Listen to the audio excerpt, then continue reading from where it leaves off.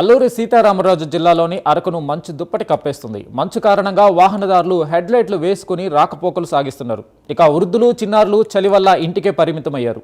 మరోవైపు పొగమంచు అందాలను చూసేందుకు పర్యాటకులు తరలివస్తున్నారు.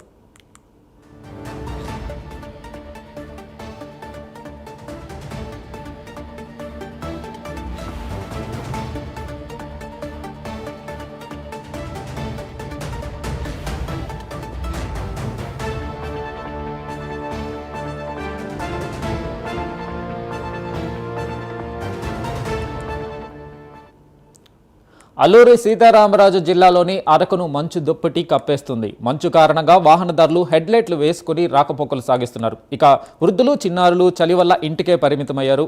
మరోవైపు పొగమంచు అందాలను చూసేందుకు పర్యాటకులు తరలివస్తున్నారు.